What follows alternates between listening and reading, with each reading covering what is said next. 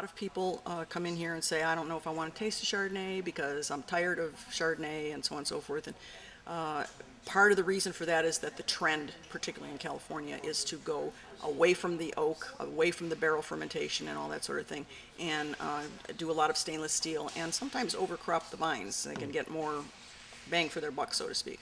So what I've decided to do is make this style of Chardonnay because it's a style that I like. And as winemakers, sometimes I get to make what I like to drink. Yeah. And so I've made the style. It's very time consuming. And we started out in a stainless steel tank. It starts to ferment just overnight, gets a little prickly. We put it in barrels, mostly French oak, a little bit of American oak. I like the mix because everything you add in a mix gives a little more, it's kind of like cooking, putting spices in. And so we barrel ferment the wine, and when it's done fermenting, there's generally a lot of sediment in the barrels. And the sediment is called lees.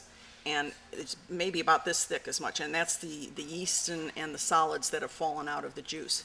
So we take the fermented wine out of the barrels, clean all that stuff out of there, put the wine back in the barrels, and at that point it's kind of milky, so it still has a little bit of lees in it. And what we do is about 2 times a week for about 3 months, we hand stir every barrel. And that's called sur-lie stirring, or in France they call it batonnage.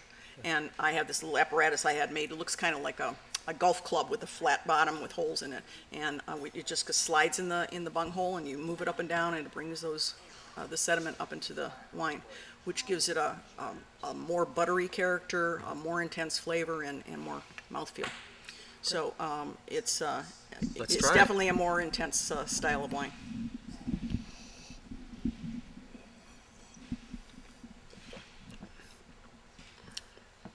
That is intense. It's wonderful. Right, and people tend to think that maybe it's going to be really oaky, but it really isn't all that oaky. This was only in barrels for 5 months. Right. But what you have to do is, every vintage is different, and what you have to do is decide when the fruit and the oak get right to where they need to be. Sure. So this was 5 months. The 2002 vintage was in for 12 months. Every vintage is different, and this picked up the character very quickly, and I wanted to make sure that I retained the fruit. So after 5 months, then we put it in stainless steel to age until we bottled it.